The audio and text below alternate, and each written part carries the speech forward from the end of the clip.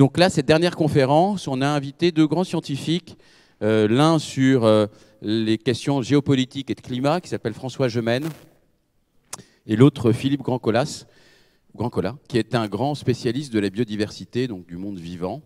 Parce que la question, finalement, c'est comment on fait complémentarité dans cette lutte, comment on arrive à faire que les travaux que l'on fait autour de l'engagement sur le climat et la biodiversité peut-être ne fassent qu'un.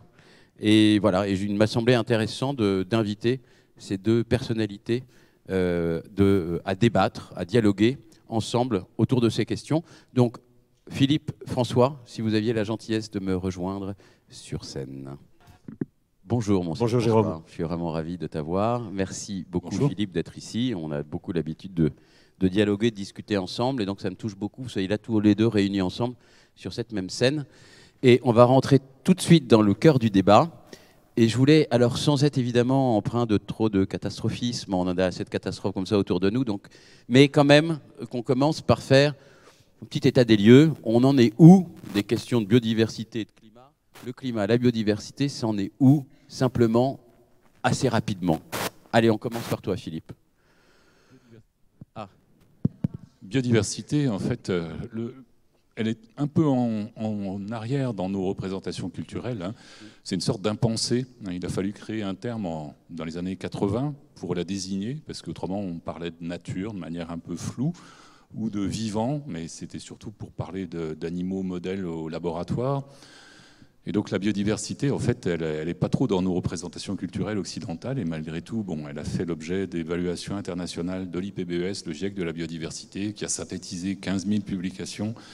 En 2019, qui avait vraiment lancé un cri d'alarme sur la crise d'extinction, qui est appelée parfois 6e crise d'extinction par analogie aux crises d'extinction passées. Alors le danger, c'est que ça pourrait laisser à penser finalement qu'on a survécu aux 5 premières, alors qu'on n'était pas là du tout, bien entendu, et qu'en plus c'est nous qui causons la 6e. Et puis le problème aussi de parler d'extinction, c'est que ça, bien sûr, ça attriste, parce que il y a un aspect éthique, hein, quand on parle à des jeunes, à des collégiens par exemple, et puis qu'on leur dit, voilà, quand vous aurez mon âge, les grands mammifères africains que vous avez l'habitude de voir dans des reportages naturalistes, ça sera terminé. Mais il ne faut pas que l'arbre cache la forêt et qu'on pense que ces disparitions, qui sont terribles au plan éthique, en fait, n'ont pas de conséquences fonctionnelles. On peut prendre juste 3 exemples brefs. Hein. Déjà, par exemple, quand on parle de l'eau, en règle générale, on parle de l'eau comme si c'était un phénomène uniquement climatique ou météorologique ou hydrologique. Hein. On parle de l'eau, la pluie, les rivières, les mers. Et en fait, l'eau, 60% de l'eau de pluie est stockée dans la végétation et à la surface du sol, pas dans les nappes phréatiques. Hein. Ça vient après. Si on n'a pas de végétation, si le sol est endommagé par des intrants, quand il y a trop d'eau, ça ruisselle, ça inonde. Quand il n'y a pas assez d'eau, il n'y a plus d'eau disponible à cet endroit-là, parce que l'eau qui était stockée dans la végétation n'existe pas s'il n'y a pas de végétation. Donc ça, par exemple, c'est un exemple finalement de risque composite lié au changement environnemental, dans lequel il y a la partie du climat, avec des aléas climatiques, précipitations plus intense à certains endroits, plus faible à d'autres, et puis l'aléa écologique finalement de la biodiversité qui va en fait rendre cette eau encore moins disponible. On peut en citer d'autres, hein, la fertilité des sols qui va décroissant. Dans le monde, il y a à peu près 40% des sols arables qui sont dégradés, et rien qu'en France métropolitaine, on est à peu près à 25%. Alors dégradé, ça veut dire là encore que la fertilité baisse, parce que le milliard de bactéries qui se trouvent dans chaque gramme de sol n'est plus tellement présent, parce que les vers de terre souffrent de plein de problèmes variés, hein, les labours profonds, le fait d'utiliser du glyphosate, qui est un bactéricide et qui perturbe la flore intestinale des vers de terre. Donc là encore, un aléa de la perte de biodiversité, c'est cette perte de fertilité des sols. Et puis bien sûr, on peut citer aussi l'apparition d'un certain nombre de maladies émergentes. Hein. Il y a à peu près une maladie qui apparaît tous les 14 à 16 mois dans le monde. Quelquefois avec heureusement pas trop de victimes, et ces maladies apparaissent tout simplement pour une raison mécanique. Si on fragmente les écosystèmes dans lesquels on introduit des populations humaines pionnières, on augmente les occasions, malheureusement, pour des pathogènes de passer d'un réservoir non humain à un réservoir aux humains, hein, et à devenir finalement infectieux pour l'espèce humaine. Donc il faut sans arrêt rappeler finalement ces deux facettes de la biodiversité, le fait qu'on n'a pas de raison de l'affecter à ce point-là, et puis en même temps le fait de l'affecter, c'est aussi se tirer une balle dans le pied, hein, tout autant qu'avec la crise du climat, et en particulier il y a des aspects dont on parlera après, hein, mais qui sont vraiment conjoints entre les deux. Évidemment, il y a une seule planète sur laquelle il n'y a pas d'un côté les gaz de l'atmosphère, l'eau, et puis de l'autre côté la biodiversité. Et pour dire simplement un mot sur la manière dont on voit comment les choses se passent maintenant, il y a 5 grandes pressions sur la biodiversité: la disparition des habitats, la surexploitation, le changement climatique, les pollutions et les espèces exotiques transportées. Ces 5 pressions, globalement, on les a classées dans un ordre d'importance qui n'a guère de sens au plan local, hein. Si vous êtes en Île-de-France, il est certain que les pollutions sur des plateaux agricoles industriels, c'est un peu plus important que la perte d'habitat qui a déjà eu lieu depuis bien longtemps. Et peut-être inversement, pour un court laps de temps, si vous êtes dans le Paraná, au Brésil, dans des cultures où on s'apprête à planter du soja qui va être arrosé de pesticides sur ce qui était autrefois une forêt tropicale. Donc ces 5 pressions font que c'est difficile quelque part d'agir, parce qu'on est placé devant une constellation de facteurs, hein. Et puis surtout, quand on agit, par exemple, à la suite d'un accord international comme celui qui a fait suite à la COP 15 biodiversité à Montréal, avec l'accord de Kunming-Montréal, en fait, on établit des stratégies nationales, comme la stratégie nationale biodiversité en France, hein, sous l'égide du Comité national de la biodiversité, patronné par le ministère de la Transition écologique, la cohésion des territoires. Ces stratégies, en fait, elles ont plein de dispositions qui sont tout à fait intéressantes, hein. Mais il y en a peu qui sont contraignantes. Et puis surtout, elles ne sont pas transversales. Et cette stratégie, elle est finalement contradictoire avec les stratégies pour l'alimentation, des stratégies pour l'énergie, etc., etc.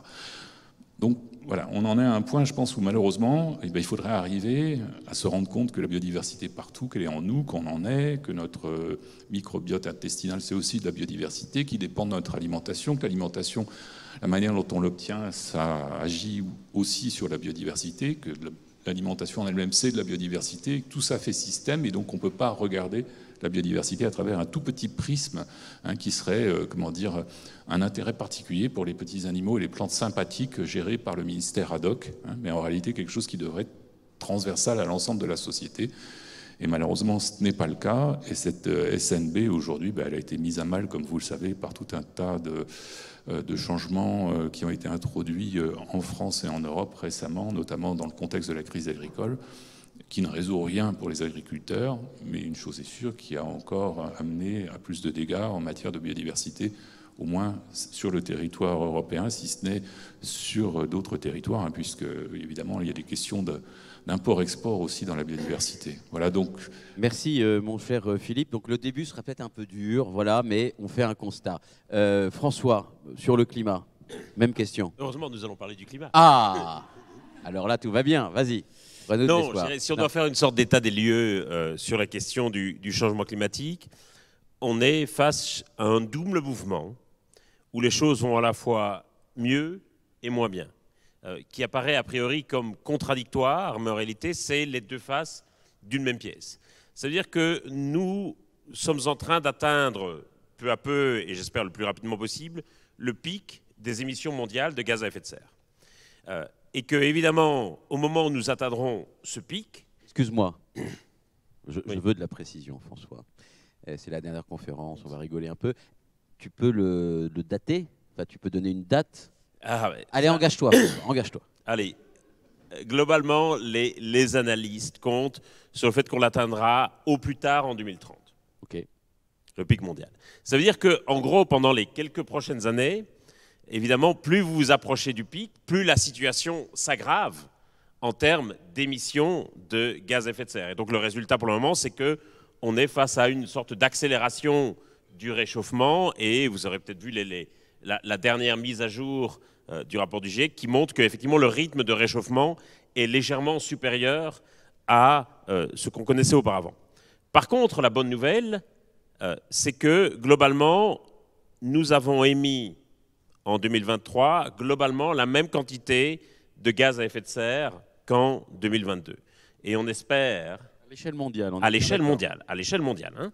Donc nous discutons, évidemment, la seule chose qui compte pour le climat, c'est ce qu'on émet à l'échelle mondiale. Et donc nous sommes pour le moment dans une situation où globalement, les baisses d'émissions dans les pays industrialisés sont compensées par les hausses d'émissions dans les économies émergentes. Si on prend les derniers chiffres, vous les connaissez pour la France, mais on a pu parler des chiffres à l'étranger. Donc si on prend les chiffres de baisse d'émissions pour 2023, on est à moins 5,8% pour la France, ce qui est quand même malgré tout encourageant, même s'il y a une part de cela qui est évidemment conjoncturelle, mais ce qui est assez encourageant malgré tout, je trouve. Y compris les importés, on est d'accord? Y compris les importés. Hein. Ce qui est malgré tout assez encourageant, c'est de voir qu'il y a des baisses d'émissions dans à peu près tous les secteurs de l'économie.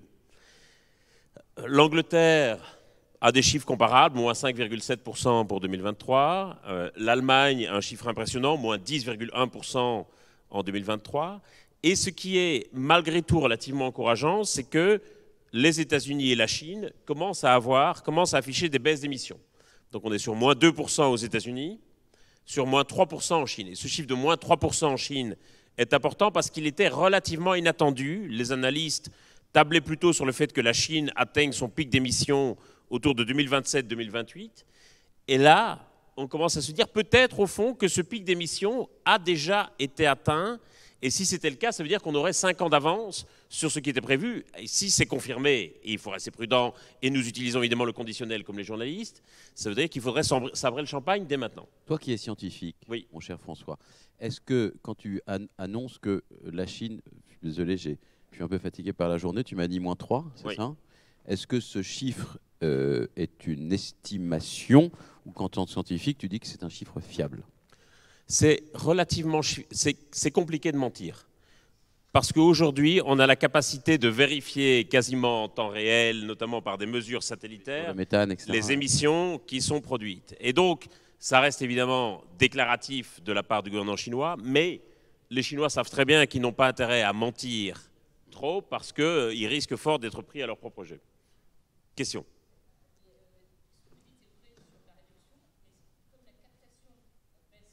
Oui. J'y viens. Il arrive, on le laisse développer. Oui. Alors, par contre, effectivement, les mauvaises nouvelles, c'est qu'il y a d'abord la capacité d'absorption, de captation des forêts qui a tendance à diminuer, et ça c'est le gros point noir, notamment. Ça, on va en y venir sur le lien entre biodiversité et climat. Brésil, ne détruis pas toute ma conférence, s'il te plaît. Oui. Et évidemment, l'autre grande question, c'est quelle va être la trajectoire de progression des économies émergentes et demain des économies en développement. En d'autres termes, surtout pour les économies en développement, est-ce qu'elles vont suivre la même trajectoire de développement que celle que nous avons suivie, c'est-à-dire une trajectoire à base de l'extraction d'énergie fossile, ou est-ce qu'il va être possible d'envisager d'autres trajectoires de développement, soit décarbonées ou à tout le moins carbonées? On peut aussi espérer le développement des guerres. C'est une boutade, bien évidemment. Parce que le problème, c'est qu'en plus... Non, mais c'est un des aspects qui, pour le moment, est malheureusement encore relativement sous-évalué. On a peu d'évaluation pour le moment de l'impact carbone des différents conflits en cours, en Ukraine, à Gaza, au Soudan ou au Yémen. Alors ça peut paraître évidemment relativement dérisoire par rapport au coût humain de ces conflits, mais il est certain que ça ajoute aussi à l'équation. Et donc, si je reprends les deux, le paradoxe, c'est que donc on a une situation en termes d'indicateurs de température qui ont plutôt tendance à se dégrader, et une tendance, par contre, en termes d'émissions de gaz à effet de serre, qui a quand même globalement tendance, je n'irai pas jusqu'à dire à s'améliorer, mais en tout cas au moins à se stabiliser. Du fait qu'il y a des mouvements contraires, il y a des mouvements positifs sur la question de la baisse dans les pays industrialisés, des mouvements négatifs sur la question de l'absorption des puits de carbone et sur les émissions dans les pays émergents. Alors, j'enchaîne sur une question que vous avez commencé à aborder, poussée en cela par un public très impatient. Mais pourquoi est-il si fondamental, et je vais commencer par toi, mon cher Philippe, de relier les enjeux de biodiversité et de climat? Alors, c'est un public relativement sachant, donc tu peux aller un peu loin. Hein. Oui, ce qui n'est pas souvent dit, et je pense qu'il n'est pas compris par finalement beaucoup de personnes, c'est que ces gaz à effet de serre, certains sont émis par le vivant, comme le méthane, hein, donc trop de bétail, par exemple, trop d'émissions de méthane, ou au contraire sont captés par le vivant, le gaz carbonique, par exemple. Donc, beaucoup de forêts, beaucoup de végétation, beaucoup de photosynthèse, qu'il s'agisse des plantes terrestres ou des algues, on a une quantité de carbone capté qui est considérable. Malheureusement, ces organismes, quand ils se portent mal, par exemple un arbre qui est stressé en été par un stress hydrique, qui n'a pas assez d'eau, il va fermer ses stomates pour éviter l'évaporation et puis il va arrêter la photosynthèse. Alors il y a des plantes de désert qui sont capables d'ouvrir les stomates la nuit, d'attraper le gaz carbonique et puis de faire la photosynthèse le jour avec la lumière, mais la plupart des plantes ne savent pas faire ça, les algues non plus. Donc on est dans une situation où d'habitude il y a une captation, ça participe aux équilibres qui se trouvent dans la biosphère en général, même quand les humains n'avaient évidemment pas l'importance qu'ils ont aujourd'hui. Et cette captation aujourd'hui elle est diminuée par l'état de la biodiversité. Alors il ne faut pas simplifier à outrance parce que très souvent le schéma comporte uniquement la photosynthèse, donc la capacité des plantes à utiliser l'énergie lumineuse, le gaz carbonique, construire des sucres, etc. Il faut aussi penser à tous les organismes qui consomment les plantes, parce qu'en fait, ces plantes sont stimulées dans leur croissance par des consommateurs, et qu'il s'agisse des algues, par exemple, avec des baleines, ou qu'il s'agisse des plantes terrestres avec des insectes ou des herbivores diverses. Et en fait, on a calculé que quand ces populations d'herbivores se portent mal, pour toutes sortes de raisons, pour des raisons climatiques également, quand les surfaces... Quand les couches superficielles de l'océan commencent à se réchauffer de manière importante, ou quand il y a des aléas climatiques dans des grands écosystèmes, par exemple de savane africaine, ces animaux en fait stimulent moins la végétation et au final le bilan est moins important. Moi j'aime bien citer l'exemple des baleines qui sont souvent vues là encore comme un exemple très triste de destruction aveugle de la biodiversité pour des raisons aujourd'hui totalement futiles. On a 60% des populations de baleines qui sont littéralement supprimées de la surface de la Terre. Mais ces baleines, en fait, avec leurs excréments qui sont à la taille des baleines, qui sont colossaux, elles ensemencent les algues. Et puis ces baleines, quand elles meurent, elles tombent au fond de l'océan. Et ça fait une quantité de matière organique avec du carbone dedans qui reste au fond de l'océan. Donc en fait, un peu comme les éléphants, on pourrait faire comparer un peu les deux espèces. On peut faire une comparaison, voilà, tout à fait. C'est ce qu'on appelle d'un terme un peu... Les éléphants ne sombrent pas au fond des océans. Non, tout à fait non, François. C'était une parallèle entre le terrestre et le maritime, ou le marin, si tu permets. Les organismes ingénieurs, comme on les appelle, ont cette capacité à finalement forcer un peu la structuration, la productivité des écosystèmes. Et aujourd'hui, si ces écosystèmes se portent mal, bien évidemment, ils captent moins. S'ils se portent bien, ils captent plus. Et là, on est dans une situation aujourd'hui où... ces écosystèmes se portent globalement pas très bien pour toutes sortes de raisons. Bien sûr, pour la question de perte d'habitat, pour la question de surexploitation, l'extraction de bois n'a pas diminué, les chiffres continuent à augmenter. La perte d'habitat, même en France métropolitaine, c'est pas quelque chose nécessairement d'exotique. En France métropolitaine, 20 000 km de haies, 20 000 km linéaires de haies qui disparaissent encore chaque année, et on prétend en replanter péniblement 7 000. Les sols eux-mêmes, dans lesquels il y a des débris, les sols terrestres et océaniques dans lesquels il y a des débris de biodiversité morte, sont des stocks de carbone considérables.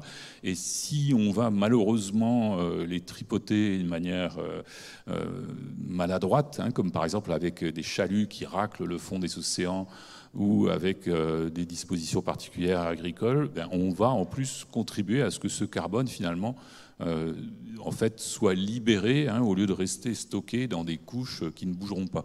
Donc voilà une bonne raison pour laquelle on devrait en fait considérer que il ne suffit pas de prendre moins l'avion, de fabriquer des véhicules qui n'utilisent pas des carburants fossiles. Il faut aussi gérer correctement les écosystèmes pour toutes sortes de raisons, mais aussi pour cette raison-là, pour la régulation climatique.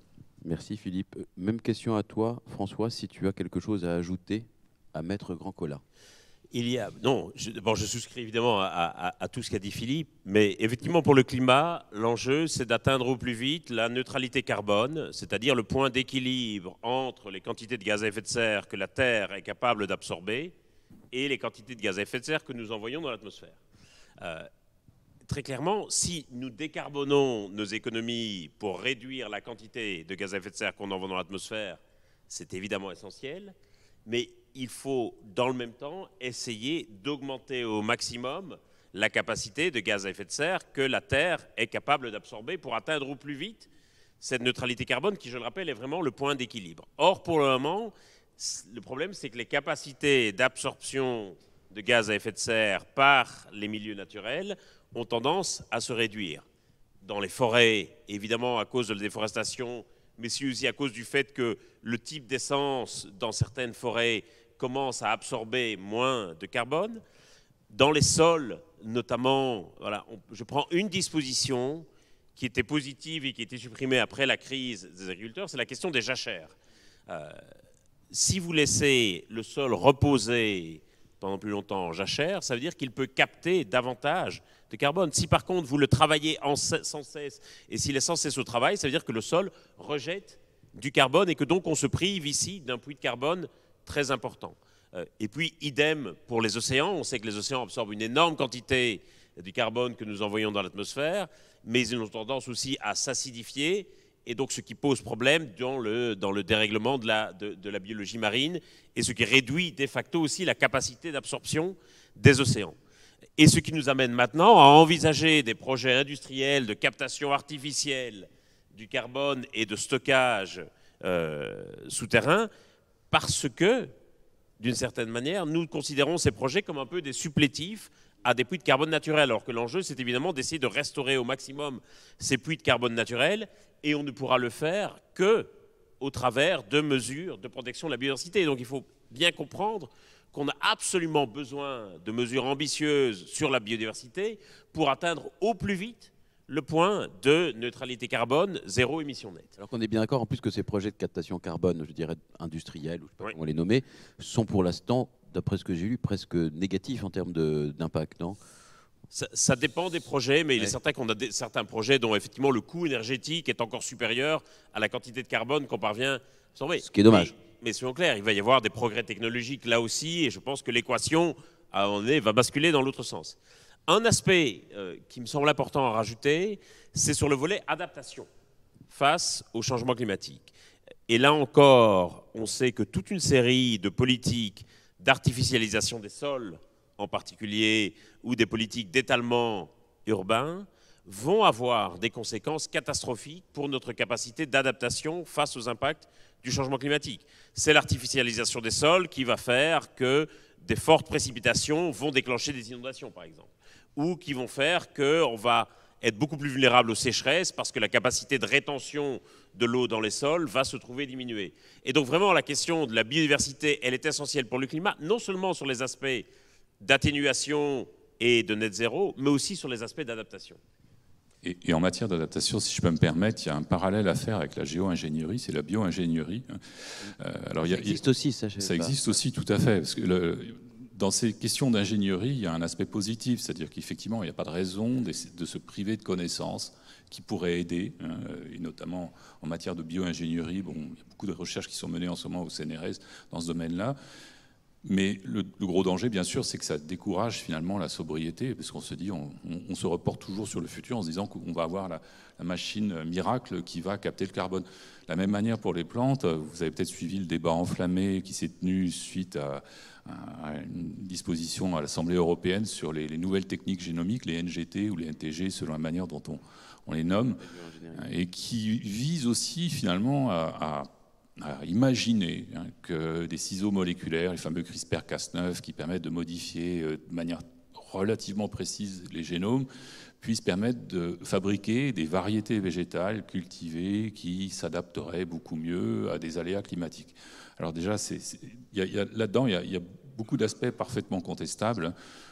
Les CRISPR-Cas9 est extraordinairement précis, mais il réalise quand même des effets hors cible. Il y a récemment une vache sans cornes qui a été créée aux États-Unis avec les NGT, avec CRISPR-Cas9, et qui a été arrêtée immédiatement parce qu'on s'est aperçu qu'elle avait intégré une partie du plasmide qu'on utilisait pour la manipulation. Donc la vache en question était polluée génétiquement.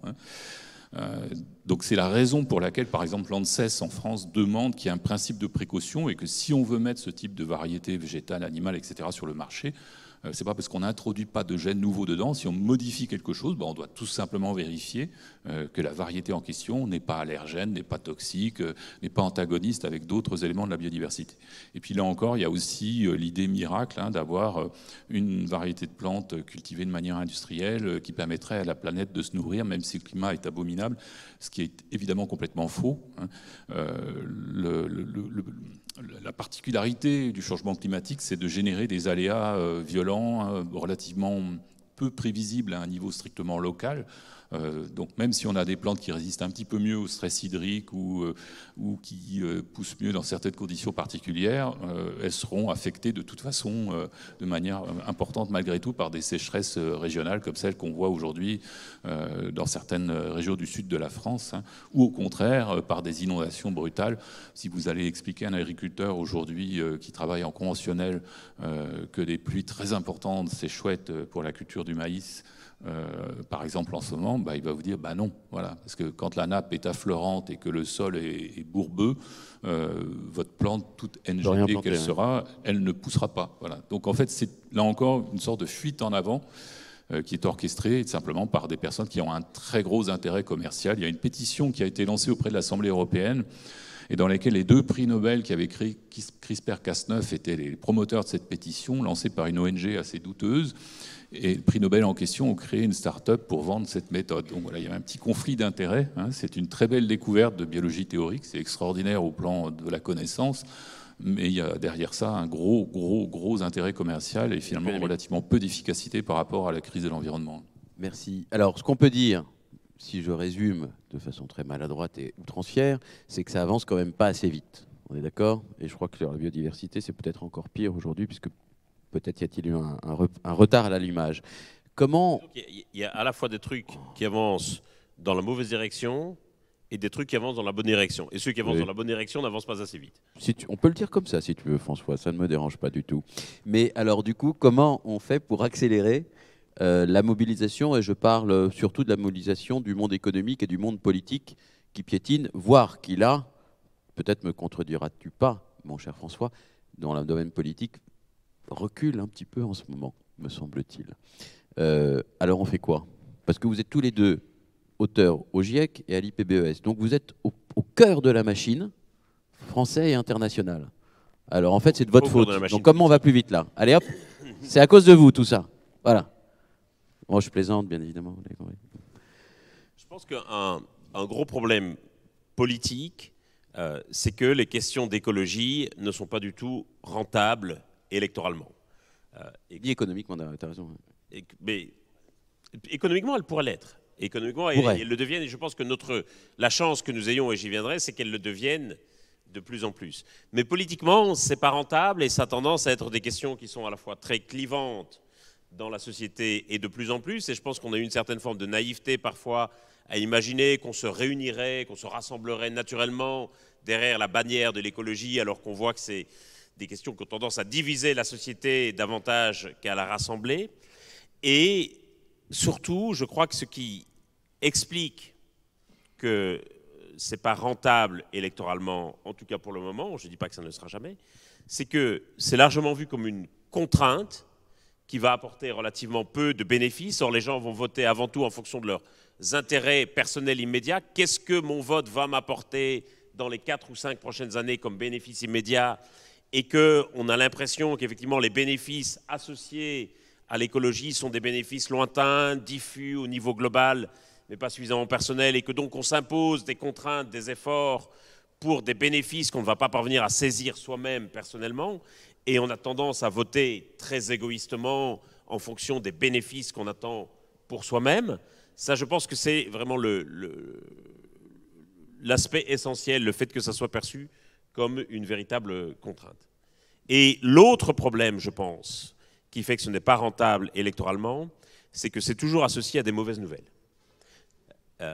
Et on connaît l'élection générale en Grande-Bretagne du 5 juillet 1945, où Churchill est battu sèchement par Clément Attlee. Et Churchill est battu, alors pourtant qu'il vient de remporter la Seconde Guerre mondiale, que c'est le héros de la victoire, qu'il a mené les Alliés à la victoire. Et malgré son immense popularité en Grande-Bretagne, il est battu sèchement, simplement parce que Churchill rappelle aux électeurs des mauvais souvenirs, des choses dont ils ne veulent plus entendre parler. Et je pense malheureusement qu'aujourd'hui, sur les questions d'écologie, on a un peu une sorte de saturation de mauvaises nouvelles, d'actualités plombantes, et que donc il y a effectivement un phénomène de rejet de la part des électeurs et aussi de timidité de la part des politiques qui, évidemment, lorsqu'ils sont en campagne, vont avoir tendance à ne pas parler de ces sujets parce qu'ils savent que c'est des sujets plombants qui peuvent agir comme un repoussoir et que le but d'un politique en campagne, c'est quand même d'obtenir les voix des électeurs, pas de faire monter le niveau du débat. Je te contredis sans te contredire, tout en te contredisant. Oui, c'est vrai probablement ce que tu dis, mais regarde, l'immigration, c'est pas une bonne nouvelle pour ceux qui votent à l'extrême droite. Bien sûr. Et pourtant, ils votent. Mais bien sûr. Mais la grosse différence avec toute une série d'autres sujets qui peuvent apparaître comme des mauvaises nouvelles, ou en tout cas qui sont présentés comme tels, l'immigration, le chômage, la sécurité, la dette publique, c'est que chaque homme ou femme politique en campagne a un remède miracle, présente sa solution pour régler le problème en l'espace de 4 ou 5 ans. Chacun sait bien que ces solutions sont absolument bidons, mais elles sont présentées comme des solutions miracles. Le problème avec le climat ou la biodiversité, c'est que personne ne peut prétendre dire « voilà une solution miracle et je vais vous régler le problème pendant la durée de mon mandat ». Philippe, la même question, si tu veux bien. Oui, mais en fait, je serais même peut-être un peu plus pessimiste, c'est-à-dire que je pense que non seulement c'est pas rentable électoralement si on le présente effectivement comme une contrainte et comme une série de changements qu'on n'a pas forcément envie de faire, mais je pense même que, par exemple, le résultat des élections européennes qu'on vient de voir, c'est quelque part la fascination de tout un tas de personnes pour le cancre qui raconte n'importe quoi au fond de la classe. Hein. Moi, j'ai pris un peu cette métaphore là, dans une tribune que Vers le Média a eu la gentillesse de publier, parce que ça m'avait été inspiré par un certain débat récent, où il y avait le premier de la classe et le cancre. Hein. Pas à quoi tu fais allusion. Et le cancre étant incapable de répondre à une question et se faisant étriller littéralement. Voilà. Non pas que je pense que les réponses apportées par ailleurs étaient nécessairement toujours les bonnes, mais en tout cas, il y avait une personne qui avait allure de sachant et l'autre qui avait allure de cancre. Et finalement, moi, ce qui m'a frappé, c'est que ce cancre a séduit énormément de monde, que le fait d'être cancre a plu. Hein. Et c'est étonnant que l'ignorance plaise, quoi. Et en fait, ce qui plaît là-dedans, c'est le fait de ne pas être le premier de la classe, et puis de raconter un peu des bêtises, de faire rire les potaches. Et je pense que malheureusement... C'est la crainte c'est l'horreur de plus en plus forte ou le rejet de plus en plus fort des élites, oui, soi-disant chassantes. Et c'est un des moteurs du populisme. Hein, ou un goût pour la médiocrité aussi. Oui. Mais je suis frappé de voir combien on a une sorte de tentation à élire des clowns. Mais bien entendu, regardez Javier Milei en Argentine, regardez Donald Trump aux États-Unis, regardez Boris Johnson en Angleterre, regardez aussi, je suis désolé de dire, mais Zelensky en Ukraine, qui au départ est élu comme un clown et fait une campagne à la Coluche. Et c'est là où je pense que nous, globalement, public de CSP+, citadins, etc., avons tendance à dire que plus les gens vont raconter de conneries à la télé, plus ça va les défavoriser dans les isoloirs. C'est exactement le contraire. Plus Donald Trump va être condamné, plus il va être corrompu, plus il va dire des insanités, plus ça va lui rapporter des voix. Au moment où Donald Trump dit « Regarde, les femmes, je peux les attraper par la chatte », tout le monde pense... S'il te plaît, François. Tout le monde pense que c'est la fin de sa campagne, et nous... sensibles aux questions d'égalité femmes-hommes, de justice sociale, etc., on se dit, ça y est, il est fini. Mais pas du tout, il monte dans les sondages. Les gens adorent ça. C'est ça la solution. C'est malheureusement un des ressorts du populisme, hein, c'est le divertissement. Le divertissement au sens large, hein, on crée un conflit armé, on dit des insanités, et finalement on amuse la galerie, et pendant ce temps-là, les problèmes réels ne sont pas réglés. Et ce qui est présenté en regard de cela par un certain nombre d'autres tenants politiques, ce sont des solutions, en plus qui, pour certaines, sont noires et chiantes en fait. Ouais. Voilà, sont un peu agaçantes. Pour d'autres, sont manifestement un petit peu fabriquées de toutes pièces à l'occasion du programme pour les prochaines élections. Donc, on est dans une situation effectivement où, alors que finalement, encore une fois, moi, j'ai la chance avec la biodiversité de pouvoir dire que traiter correctement la biodiversité, c'est super agréable. Hein, manger circuit court local de saison, c'est pas une punition. Voilà. Je comprends qu'il y a un certain nombre de personnes qui n'ont pas envie finalement d'arrêter de voyager avec des vacances de luxe exotiques, ou qui a arrêté de rêver à pouvoir faire ça alors qu'elles en ont rêvé pendant des années, puis qu'elles n'ont pas été capables de le faire. On leur dit d'un seul coup, vous ne pouvez plus faire ça. Je comprends que ça soit frustrant et ça provoque une dissonance. Sur la biodiversité, on n'a même pas ce problème-là. Ça pourrait être une joie. Là, il y a vraiment un enjeu d'expliquer ça et puis d'expliquer les co-bénéfices aussi. Moi, ce matin, j'étais à un colloque santé publique où on parlait environnement et santé. Et évidemment, on parlait climat, on parlait biodiversité, on parlait co-bénéfices, etc. Co-bénéfices. Et effectivement, expliquer, et la question est arrivée sur le tapis de savoir comment arriver à aligner finalement les citoyens, les collectivités, les décideurs et les gouvernements sur des politiques de santé correctes. Et la question est tout de suite venue sur l'éco-bénéfice. Le problème, en fait, c'est que quand on parle d'un problème environnemental, pour arriver à montrer que les co-bénéfices sont énormes, il faut internaliser les coûts environnementaux. Autrement dit, vous achetez un kilo de pommes de terre au marché, vous allez payer le prix de la production, peut-être un peu le prix de la distribution, vous n'allez pas payer le prix de la pollution de la nappe phréatique que vous payez avec votre cotisation à la Société des eaux, vous n'allez pas payer les maladies dégénératives des agriculteurs qui cultivent ces légumes qui vont être payés par vos cotisations à la sécurité sociale, à la mutuelle de santé. Et si on arrivait à montrer que dans le coût global de nos atteintes à l'environnement, il y a un budget qu'on va devoir équilibrer, et si on demandait à chaque acteur, nous y compris, à chaque individu, d'arriver à être responsable par rapport à son empreinte, on aurait tout de suite une décision politique logique qui devrait suivre, parce qu'aucun État ne peut se permettre indéfiniment d'aller vers un déficit et une dette délirante. Or, c'est ce qu'on a actuellement, c'est une dette environnementale qui est délirante. La dette environnementale en termes de pollution, aujourd'hui, elle est phénoménale. On a une centaine de milliers de substances issues de chimie de synthèse qui battent dans la nature en Europe et dans le monde et qui ont des effets à retardement qui sont amplifiés. On vient de découvrir que les fameux perfluorés, les PFAS, les polluants éternels, certains d'entre eux peuvent être amplifiés comme les organophosphorés, comme le DDT en son temps, parce qu'ils s'associent aux protéines et non pas au corps gras. Voilà. Donc on se fabrique des problèmes pour des décennies qui vont nous coûter une fortune et pour lesquels on n'a pas le budget, quoi. Donc ça, je pense que beaucoup de décideurs arriveront à le comprendre à condition qu'on arrive à internaliser et qu'on réglemente cette internalisation des coûts. C'est pour ça que c'est vraiment essentiel, parce que quand même la chance que nous avons, c'est que les investisseurs sont généralement plus rationnels que les politiques et les électeurs. Et donc ça veut dire que si nous parvenons à internaliser les coûts, à faire rentrer tout ça dans l'équation économique, à un moment donné, pour l'investisseur, ça devient évident de faire bifurquer ou de réorienter certains choix. D'accord, mais il faut la triple comptabilité. On n'y est pas encore véritablement. Non, mais néanmoins, nous en sommes plus proches aujourd'hui qu'hier. C'est ça, c'est sûr. Et demain, peut-être, sera un autre jour. Mais il faut y croire. Non, mais il faut quand même... Je ne veux pas faire ici l'optimiste BA. Non, François, pas toi. Nous avons fait quand même quelques progrès récents sur la triple comptabilité.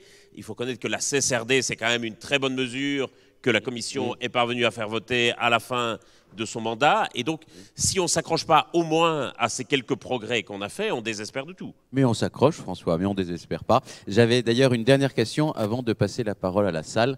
Il me semble que de plus en plus de scientifiques, alors évidemment, parlant des conférences, etc., mais s'engagent, je dirais, politiquement, ou je ne sais pas comment appeler ça, dans la vie militante, presque, dans la sphère militante. Vous en pensez quoi de ça?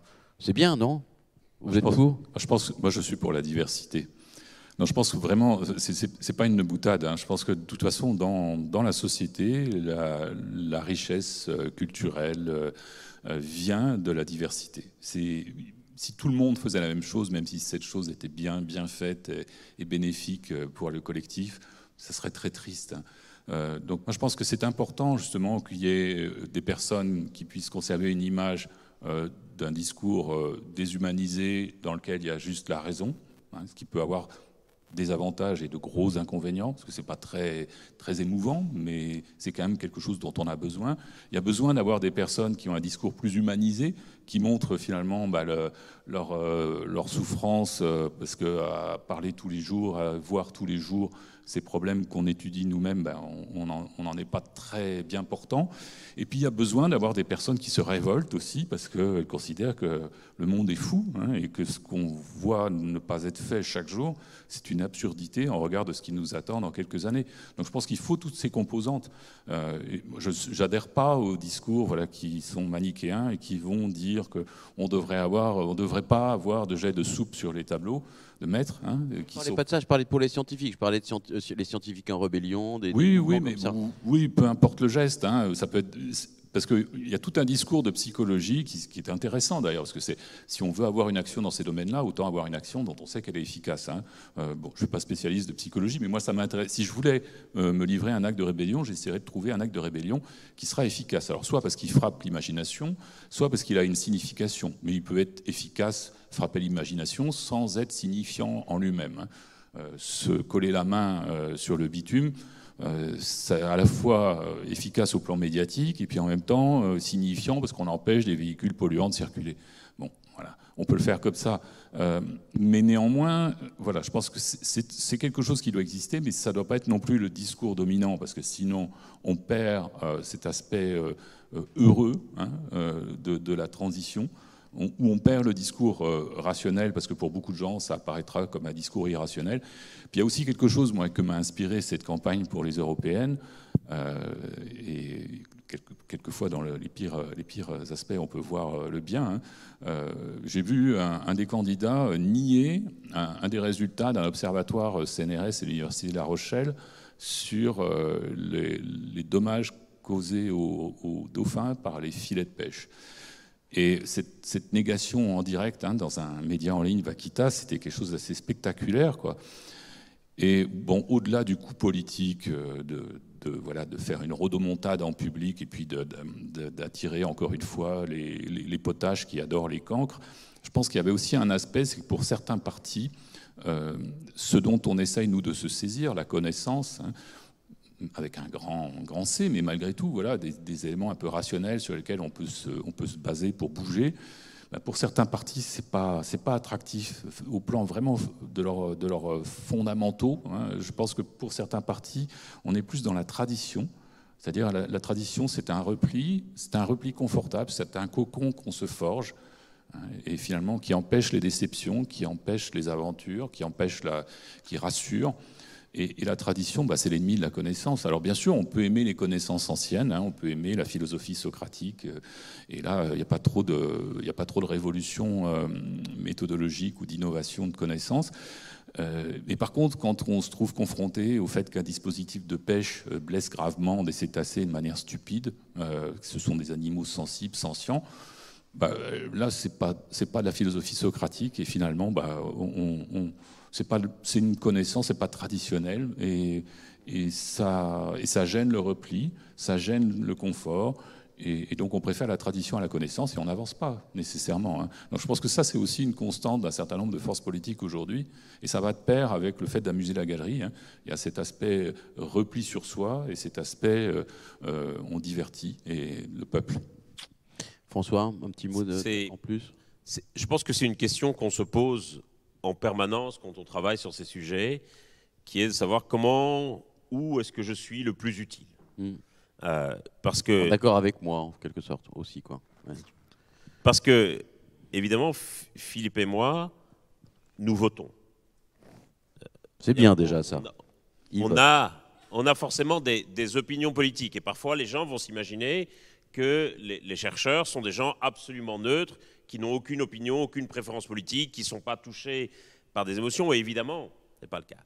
Et le paradoxe, c'est que néanmoins, pour assurer la crédibilité de la science dans la décision et dans le débat public, il faut maintenir pour le public une sorte d'apparence de neutralité, alors que les travaux de plein de sociologues, de Bruno Latour, d'Isabelle Stengers et d'autres, ont montré que la science était aussi une construction sociale, ne serait-ce que par les choix des sujets de recherche, la manière dont on allait les aborder. On est évidemment un peu influencé par tout ça. Et c'est l'intérêt aussi d'avoir des panels scientifiques assez larges, avec plusieurs disciplines, plusieurs nationalités, comme le GIEC, comme l'IBES, qui vont permettre en quelque sorte d'annuler ces différentes subjectivités et d'essayer de créer une évaluation aussi objective, aussi neutre que possible, si tant est que ça puisse vouloir dire quelque chose.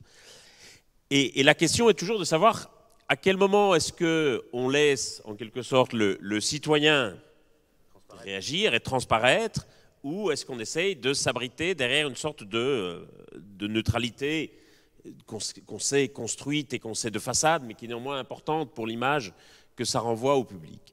Je pense que quand on travaille dans des sujets qui ont des conséquences tellement importantes pour la société, on ne peut évidemment pas rester dans son laboratoire, publier ses travaux et puis dire « je me fiche de la décision qui est prise par rapport à tout ça ». Je connais aucun collègue qui travaille sur le climat qui se dirait, voilà, bon, il y a un changement climatique, mais après tout, moi je suis indifférent par rapport aux décisions qui sont prises, je ne sais pas s'il faut augmenter ou baisser les émissions de gaz à effet de serre, je constate simplement, j'étudie simplement l'effet d'une variation des émissions sur le climat. De la même manière, j'imagine que tu connais aucun collègue qui travaille sur la biodiversité, qui dit, bon voilà, moi je documente la disparition des espèces, mais il ne m'appartient pas de me prononcer pour savoir si c'est une bonne ou une mauvaise chose. Je pense qu'il n'y a aucun scientifique qui serait là. Et donc voilà, il y a ce biais de départ qui est tacite, mais qui est là. Alors la question, c'est de savoir comment est-ce qu'on va essayer d'influencer au mieux la décision publique ou économique pour qu'elle aille dans ce que nous croyons comme le sens de l'intérêt général. Et je pense que c'est là vraiment où c'est très important de distinguer l'expertise scientifique de l'expertise militante ou industrielle, pas parce qu'elle serait forcément meilleure. Je connais des militants, je connais des gens qui travaillent dans l'industrie qui ont une connaissance encyclopédique de ces questions, mais simplement le scientifique va chercher à défendre l'intérêt général avant de défendre un intérêt politique ou un intérêt commercial et industriel. Et je ne dis pas ça de façon péjorative, il y a des intérêts politiques qu'il faut évidemment pouvoir défendre, et tous les intérêts industriels ne sont pas bons à jeter. Je dis souvent, en guise de boutade, mais à peine, que le meilleur connaisseur du climat en France, c'est sans doute Patrick Pouyanné. Sincèrement, un quiz sur le climat, avez-vous lu les rapports du GIEC? Je pense que Pouyanné explose Masson Delmotte, Cassou ou moi-même. Parce qu'il a tout lu et qu'il a une connaissance encyclopédique. Attention, breaking news. Oui. Mais ce n'est pas parce qu'on connaît parfaitement le sujet qu'on est forcément un héros de la lutte contre le changement climatique. Je pense que personne ne verra Patrick Pouyanné debout sur les barricades. Instinctivement, non. Instinctivement, non. Et donc, par rapport à ça, quelle est l'action qui est la plus utile? Et je pense qu'il y a effectivement une sorte de diversité d'actions qui sont assez utiles, et certains aussi, par rapport à leurs affects personnels, vont se lancer dans tel ou tel... Maintenant, je sais bien que moi, si par exemple, je vais participer à une action de scientifiques en rébellion, etc., je sais très bien qu'il y a plusieurs chefs d'entreprise qui ne voudront plus me voir et qui considéreront que j'ai basculé du côté militant, que je suis plus fiable, que je suis plus du tout objectif, etc. Et donc, en termes d'utilité, c'est pour ça que quand j'ai parfois des demandes d'Extinction Rébellion, de scientifiques, de participer à leur action, je dis non, parce qu'en réalité, on va perdre davantage si moi je participe à cette action que ce que vous allez gagner du fait de ma présence à cette action. Là où je suis peut-être plus critique que toi, Philippe, c'est sur le fait de participer à ces actions avec des blouses blanches et des arguments d'autorité. Et là, je pense que ça casse auprès du public l'idée d'une science qui soit relativement neutre. Et je pense que quand les scientifiques s'engagent dans des mouvements de désobéissance civile, c'est important qu'ils puissent le faire, mais en tant que citoyens et sans l'argument d'autorité qui consistera à dire « je suis scientifique, donc je sais mieux que vous et mon avis a plus d'importance que le vôtre ». Ça, je pense qu'on franchit une ligne un peu dangereuse quand on fait ça. Mais sinon, il y a évidemment une pluralité. J'en connais plein d'autres qui vont s'engager dans des associations locales, etc., et forcément de façon moins spectaculaire. Et oui, je crois qu'effectivement, ça va dépendre à la fois des affects et des préférences de chacun, mais aussi de la réponse que chacun va fournir à la question où est-ce que moi je suis le plus utile. Merci beaucoup. On va prendre 2-3 questions quand même. Et je suis désolé, j'ai un peu débordé, je n'avais pas vu le temps. Qui veut poser la première question? Monsieur au premier rang. Est-ce que vous pouvez vous présenter, monsieur, avant de poser votre question? Et là, j'ai renversé une gourde. Je m'appelle Elie Altman, je suis ingénieur environnement biodiversité. Je travaille... J'ai commencé à travailler avec des entreprises sur la manière dont elles s'approprient les sujets liés à la préservation du vivant. Le but, c'est que ce soit le cas mais Non, en fait, je voulais reprendre, parce que ça m'amusait de réfléchir un peu là-dessus, sur cette fascination du cancre et du spectaculaire, d'où ça peut... je lance un débat de réflexion là-dessus, mais d'où ça peut venir, pourquoi quelle hypothèse on peut émettre sur le fait qu'on a une telle attirance pour ce genre de personnes qui manifestement ne maîtrisent pas les dossiers dont ils... Je pense que Ça fait une terre en sociologie, en psychologie, tu peux nous répondre aussi. Mais je pense, enfin, j'ai travaillé pendant 7 ans dans un labo d'éthologie à Rennes. Ah oui, hein, c'est vrai donc, alors ça m'a beaucoup gêné d'ailleurs, parce Il a que tout je trouvais, fait. voilà, quand il s'agissait d'insectes, ça allait, mais quand il s'agissait de primates, ça devenait trop compliqué. Non, en fait, je pense que c'est une réaction on pourrait appeler ça, enfin, un psychologue certainement trouverait que je n'utilise pas les bons mots, mais de dissonance ou d'échappement, quoi. Quelque part, quand on trouve que son quotidien n'est pas très rigolo, quand on entend des mauvaises nouvelles, etc. Bon, exactement comme un collégien qui se trouve durant un cours qu'il n'a pas envie de subir avec un prof qui n'est pas rigolo. Si le cancre fait une grosse bêtise et fait une grosse blague, un punning, bah ça va lui faire sa journée, quoi. Voilà. Et je pense que malheureusement, pour certaines personnes, le débat politique il est devenu tellement triste, tellement avec des codes tellement artificiels, quand on entend ces personnes qui parlent lentement en utilisant une gestuelle qui est manifestement apprise et artificielle. Je pense que pour beaucoup de personnes derrière ça, il y a un tel artifice que celui qui casse les codes avec un divertissement quelque part, même si c'est par sa maladresse, sa bêtise, va avoir l'attraction de l'étrange, quoi. Voilà, la tentation du pire aussi. Oui. Et Peut-être. puis peut-être la tentation, un peu comme le fait de se dire qu'on va faire un repas abominable en mangeant des choses qu'on adore et qui sont tout à fait détestables pour l'environnement et pour sa santé. On craque, on le fait une fois, voilà, et là on va faire ça. J'aime pas du tout dire ça, mais on va essayer de faire des questions courtes Je pense et des aussi, réponses si courtes. je peux ajouter un déteste, autre élément, je crois, et un des biais de la démocratie représentative, c'est que nous attendons à la fois de nos représentants qu'ils soient comme nous et meilleurs que nous. Et donc qu'ils aient, quelque part, qu'ils partagent certains de nos travers, de nos faiblesses, mais qu'en même temps, ils sachent mieux que nous. Pourquoi est-ce que Bardella plaît tellement aux jeunes ? Pas forcément parce que les jeunes adhèrent à ses idées, même si je pense qu'il y a un vote d'adhésion qu'il ne faut pas sous-estimer, mais parce que plein de gens se disent « Ah, enfin, un type qui est comme nous et qui fait des vidéos TikTok comme nous. » Pardon. Oui, Stéphanie Gaujon, Groupe Vive, je travaille sur les sujets de santé-environnement. Alors j'adhère à ce que vous disiez sur pour accélérer, il faut faire rentrer le sujet dans l'équation économique, et vous avez raison d'être optimiste parce qu'il y a quand même des risques qui se matérialisent, et donc ça c'est bon signe. J'avais une question sur le mode de gouvernance. Qu'est-ce que vous pensez des initiatives qui visent à mettre la nature dans les conseils d'administration pour peser sur le process de décision ? C'est vrai que ça rentre un peu dans le cadre aussi de donner des personnalités juridiques à la nature, etc. Alors, sur le plan, je dirais que sur le plan éthique et sur le plan philosophique, c'est intéressant. Et puis, ça permet de rendre les choses moins virtuelles. Parce que je crois le gros problème qu'il y a par rapport à la biodiversité et à la nature, c'est que ça reste trop virtuel. Et quelque part, si on n'est pas placé devant la réalité, si on n'est pas dans un endroit où elle a été dévastée, si on est dans un conseil d'administration ou dans une salle de réunion, ça reste un problème un peu artificiel. Au plan juridique, bon, je ne suis pas juriste, mais il y a beaucoup de juristes qui s'émeuvent aussi des difficultés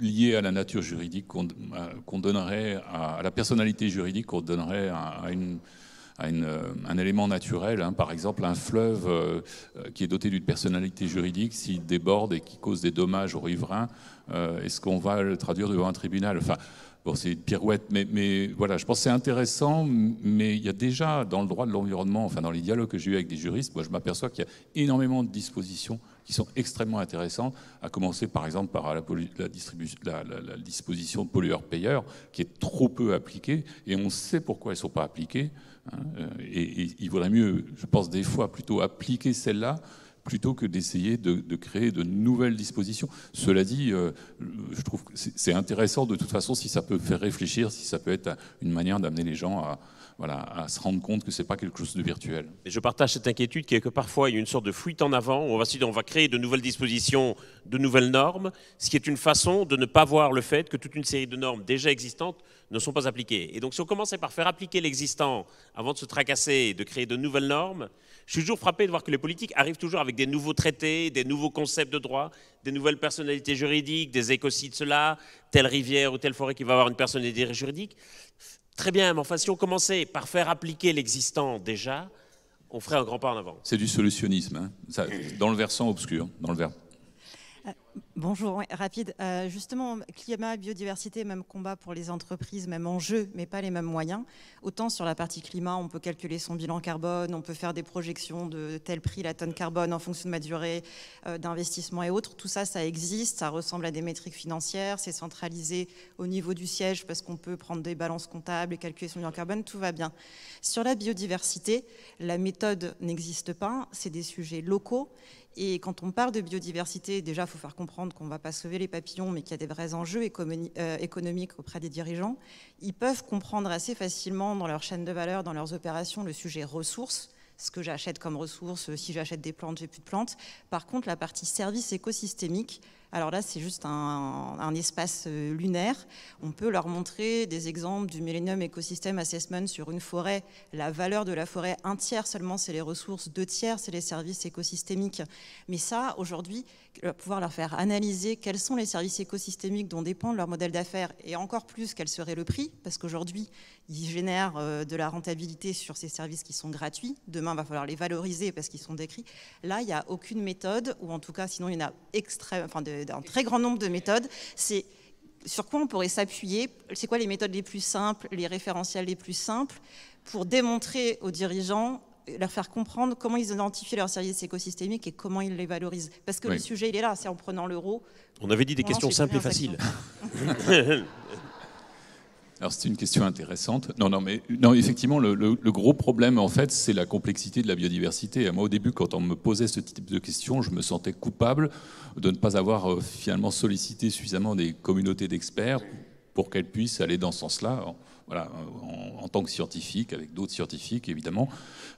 Et puis, je me suis rendu compte très souvent qu'il y a des analyses comparatives, des indicateurs qu'on peut utiliser dans le cadre du calcul d'impact des entreprises, etc.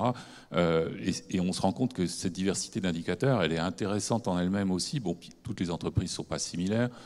Donc, il y a effectivement des discussions très fortes autour de ça et ça commence à émerger. C'est particulièrement important dans le secteur bancaire, le secteur financier, parce que là, pour le coup, il n'y a pas forcément des entreprises qui n'ont pas de foncier, qui n'ont pas des achats en produits naturels ou qui ne travaillent pas dans le domaine de la restauration collective, par exemple. Ces entreprises-là, arriver à ce qu'elles calculent leur impact en termes de biodiversité, c'est encore plus compliqué. Je pense que d'ici quelques années, il y a des choses qui vont sortir. C'est quelque chose qui mûrit. Il y a un décalage, comme dans beaucoup de choses par rapport au climat, parce que la communauté des climatologues était plus mûre, qu'il y a eu une alerte plus tôt, qu'il y a eu plus de réflexion, et ça va sortir, mais effectivement, c'est extrêmement urgent. Et moi, je rencontre beaucoup d'entreprises qui posent ce type de questions dans des conventions d'entreprise, notamment, mais pas seulement. Ouais. Moi, j'avais juste une question. Vous l'avez dit tout à l'heure, les gens votent en fonction de leurs intérêts. Comment se fait-il que la santé d'eux-mêmes et de leur famille ne soit pas un critère vraiment, sur lequel on puisse jouer, un levier? Alors que c'est la principale préoccupation des Français. Oui. Je pense que cette question des co-bénéfices ou des co-dommages à l'inverse en matière de santé n'est pas suffisamment mise en exergue. Vraiment, ça me paraît essentiel. Je prends un exemple sur la question des zones à faible émission en ville, où globalement la mesure a paru comme socialement injuste, comme ayant un impact limité pour le climat, etc. Pourquoi n'a-t-on pas mis en avant les enjeux sur la pollution atmosphérique liée au trafic automobile, notamment dans les hypercentres urbains? Je pense qu'on n'aurait pas du tout eu le même débat sur les zones à faible émission si on les avait appelées zones de santé préservée, par exemple. Et c'est quelque chose que Biden a très très bien compris aussi avec l'Inflation Reduction Act, c'est-à-dire que s'il appelait ça plan d'investissement pour le climat ou plan de décarbonation de l'économie américaine, il allait cliver l'opinion, il allait avoir une opposition. Il a choisi un sujet qui parlait à tout le monde et sur lequel tout le monde était d'accord, la réduction de l'inflation. Bien joué Biden. Si on parvenait à faire la même chose en appelant toute une série de plans climat ou plans biodiversité des plans santé, je pense qu'effectivement le débat serait tout à fait différent. Et puis malheureusement, il y a quand même beaucoup de gens qui ne votent pas en fonction de leur intérêt. C'est-à-dire qu'ils ont ces intérêts très présents à l'esprit. Et si on fait des sondages avec des questions, enfin des sondages bien faits avec des questions qui révèlent réellement quelque chose, on va s'apercevoir effectivement qu'il y a des préoccupations très fortes dans les domaines de l'environnement, du climat, de la santé, etc. Et le plus souvent très sincères, certainement. Mais pour autant, je ne pense pas que ça peut créer une anxiété qui va, dans certains cas, chez certaines personnes, peut-être même créer une bascule vers des votes un peu délirants, quelque part, qui, eux, ne sont pas rationnels. Donc, et puis, il y a aussi l'effet du contexte et du passé récent. Vous avez des personnes qui ont voté pour un candidat d'un parti, un candidat d'un autre parti, ainsi de suite, à plusieurs élections qui n'ont rien à voir les unes avec les autres, d'ailleurs. Par exemple,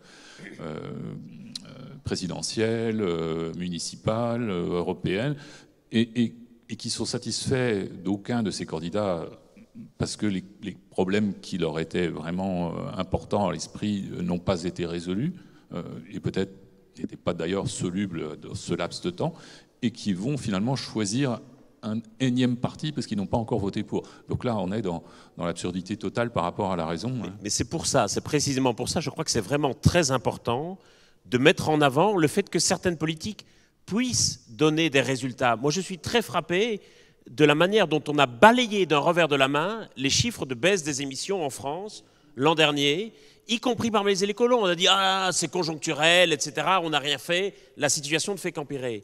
Mais c'est terrible pour les gens si vous leur dites que malgré tout ce qu'on peut mettre en œuvre, les choses ne font qu'empirer et les choses ne font rien qui marche. Donc forcément, vous allez voter pour l'extrême droite si vous vous dites qu'il n'y a absolument rien qui marche. Je pense qu'au contraire, c'est absolument essentiel de pouvoir dire, tiens, voilà telle mesure qu'on a prise, voilà les résultats qu'on a obtenus, voilà, on a essayé de décarboner l'acier, il y a effectivement des baisses d'émissions dans les aciéries, et c'est important de pouvoir le dire. Et le problème, et là aussi on a un vrai problème sur la parole scientifique, c'est que si vous dites ça, sincèrement, vous passez comme le traître à la cause. Vous passez pour l'optimisme béat, le type qui ne veut plus voir la gravité de la situation, qui ne voit plus que les choses s'aggravent, et donc vous passez pour le type qui va casser le narratif sur le climat ou la biodiversité, qui doit forcément être un narratif négatif, qui doit dire que rien ne fonctionne et que rien n'avance dans le bon sens. C'est important aussi, si on veut que les gens votent pour des mesures positives en matière de climat ou de biodiversité ou d'autres types de pollution, de pouvoir dire, regardez, quand on fait ça, on a des résultats, voilà des choses qui sont tangibles. Merci. J'ajoute que demain, on discutera avec Karine Jacquemart de Food Watch sur des questions de santé, d'alimentation.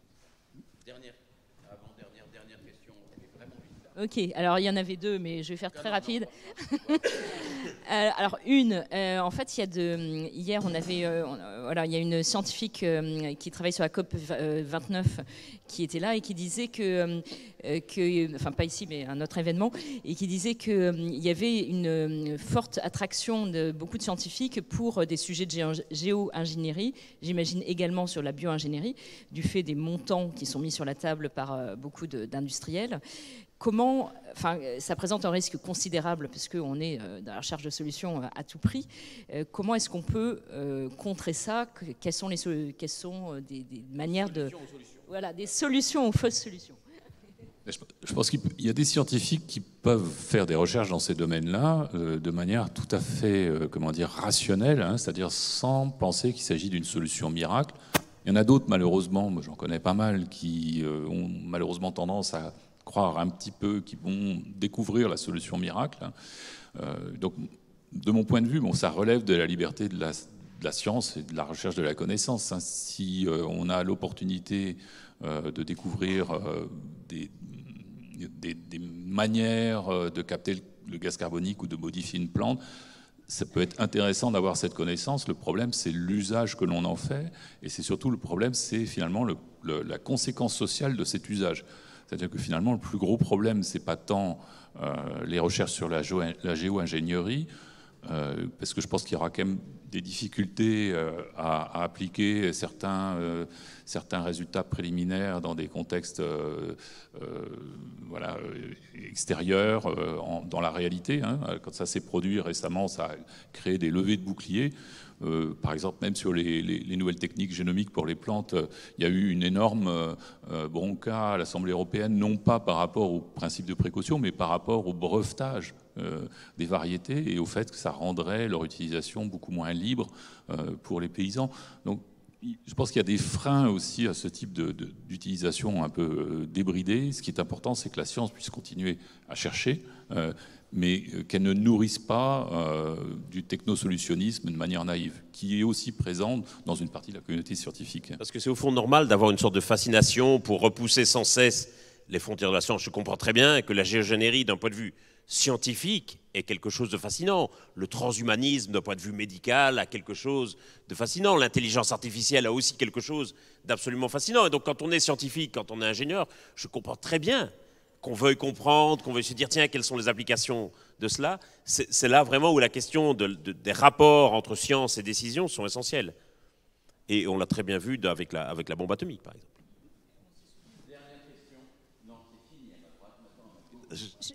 C'est une question qui est essayer de finir sur une note positive. En quoi l'élection mexicaine récente peut être un phare dans la nuit? Tu peux dire pourquoi? Parce que peut-être vous le formaliserez mieux que moi. Je pense en quoi c'est positif. Si. Il y a une femme qui était auteure au GIEC. On a élu donc Claudia Sheinbaum, qui est la maire de Mexico, et qui a également qui a un doctorat en physique, si je ne dis pas de bêtises, et qui était longtemps chercheuse, qui a participé notamment au 4e et 5e rapport d'évaluation du GIEC. Je trouve effectivement que ce qui se passe sur plein d'élections en Amérique latine, Argentine mise à part, est quand même assez réjouissant, où effectivement on voit arriver des candidats plutôt progressistes, des candidats qui semblent effectivement avoir une maîtrise assez bonne des grands enjeux scientifiques. C'est le cas en Colombie. Ce que fait la Colombie pour le moment, notamment sur la question de la sortie des énergies fossiles, sincèrement, c'est assez épatant. Ce qui se passe au Chili est aussi assez épatant. Et donc, effectivement, on a là, malgré tout, malgré des pays qui sont quand même dans des situations assez compliquées, ne serait-ce qu'en termes de criminalité, de sécurité, d'exposition aux risques climatiques et de développement, de pauvreté, d'inégalité, on a malgré tout quand même le signe qu'il est possible de faire émerger des candidats progressistes raisonnables. Alors attention, ne tombons pas dans le piège naïf d'imaginer que c'est parce que un chercheur ou une ancienne chercheuse sur le climat est élu à de hautes fonctions que forcément ça va être un bon dirigeant sur le climat. Ce sont deux métiers complètement différents, et donc c'est pas parce qu'on est un bon chercheur qu'on est forcément un bon dirigeant. Et donc, bien sûr, je comprends bien que ça puisse nous réjouir, et c'est vrai que j'ai trouvé l'information sympathique et chouette, etc. Mais attention à ne pas courir après des chimères ou à ne pas risquer des désillusions. C'est pas parce qu'on a été auteur pour le GIEC qu'on sera forcément le président ou la présidente la plus écolo du monde. Merci François. Et si je peux me permettre, non, je t'en prie. Et le danger, c'est l'effet déception. L'effet déception ou l'effet lassitude. C'est-à-dire si la personne est confrontée à des facteurs extrinsèques qui font que, malgré le fait que, exceptionnellement, on serait en présence d'une personne qui, à la fois, qui a une connaissance scientifique d'un sujet important pour la société et en même temps en capacité de gouverner, parce que c'est une personne qui sait faire ça, si elle est confrontée à des difficultés particulières, ça peut très mal se passer. On a vu l'exemple de Lula au Brésil, qui n'est pas un chercheur, mais par contre qui avait réussi à faire rentrer, à sortir de la pauvreté un grand nombre de personnes, et finalement, une fois ces mandats terminés, sa popularité s'est effritée et a été consommée par du populisme, tout simplement parce qu'il y a une espèce de lassitude dans l'efficacité qu'on va reconnaître à une personne, même après des succès. Donc c'est un peu paradoxal. Je voudrais qu'on finisse sur une note d'espoir. Chacun, de vous entendre, un mot, une phrase, une idée qui porte l'espoir par rapport à la cause que nous menons tous ici. François, Philippe, François, comme vous voulez. Ah. Oui. Je pense que nous sommes aujourd'hui dans une situation où nous n'avons plus le luxe de baisser les bras ou de faire différents atermoiements pour savoir si on est optimiste ou pessimiste. Je pense qu'il faut simplement se dire qu'il faut jeter absolument toutes nos forces dans la bataille et se souvenir en tout cas pour le climat qu'on est face à un problème graduel et que donc tout ce qu'on va faire, tout ce qu'on va engager comme action, tout ce qu'on va prendre comme décision, tout ça va avoir une énorme importance qui va parfois dépasser, je crois, l'impact que nous avions initialement imaginé. Et moi, je considère que c'est un devoir moral que nous avons vis-à-vis de tous ceux qui sont touchés, parfois directement dans leur chair, par les impacts du changement climatique, de tout faire pour essayer de décarboner au maximum nos économies et pour essayer d'augmenter la capacité d'absorption des puits de carbone. Moi, je pense qu'on est, à un moment où on vient de subir une grosse déception, c'est-à-dire que finalement notre modèle de société, qui était celui que nos parents, nos grands-parents ont construit, dont on a hérité sans trop réfléchir, nous apparaît finalement caduque. Et c'est effrayant parce que là, on est effectivement devant un escalier qu'il faut commencer à monter 4 à 4. Et on ne sait pas trop où on va aller. Mais en même temps, il faut se dire qu'on n'a jamais été si proche de savoir quoi faire. Et ça n'a jamais été aussi facile de faire ce qu'il faut faire. Même si, et il faut surmonter cette déception, il faut surmonter le fait de cette anxiété de voir que finalement, on a marché, on a couru dans la mauvaise direction pendant des années, et que le monde de notre enfance n'était pas finalement celui dans lequel les bonnes solutions étaient employées. Et puis que les bonnes solutions, par contre, oui, les solutions, c'est quoi? et l'espoir, c'est que les solutions qu'on peut employer aujourd'hui, maintenant, sont agréables. Encore une fois, un environnement, une ville végétalisée qui n'est pas dense, une nourriture en circuit court, la convivialité, le fait de participer, de partager ça avec des personnes que l'on aime, c'est quelque chose de bien plus agréable que de prendre l'avion pour un oui ou pour un non, ou de s'acheter un gros véhicule qui va servir de phénotype étendu au mâle dominant. Voilà, je pense que c'est vraiment par là qu'il faut aller. Il faut voir le fait que après cette déception, finalement, on nous a cassé nos jouets de Noël, les jouets qu'on avait reçus étant enfant, et maintenant il faut se rendre compte que il y a une vie après ces jouets, quoi. Mais je pense que c'est pour ça que c'est un bon moment maintenant pour naître, par exemple. Moi, je pense que la génération qui naît maintenant est une génération qui va être assez chanceuse, en fait, où on va parvenir, au cours de leur enfance, sans qu'ils s'en rendent vraiment compte, à sortir d'anciens modèles et à inventer de nouveaux modèles, et que quand ils atteindront l'âge adulte, on pourra se dire, tiens, on a globalement résolu le problème quand on aura 20 ans ou 25 ans, autour de 2040-2050. Je pense que ça va être compliqué pour la génération des millénials, la génération Camille Etienne, ça va être une génération compliquée, mais ceux qui vont naître maintenant, je pense qu'eux ont beaucoup de chance. Donc si vous ne savez pas quoi faire ce soir... Ce soir, on y va. D'accord ? Voilà l'espoir. Allez, merci à tous les deux. Merci beaucoup.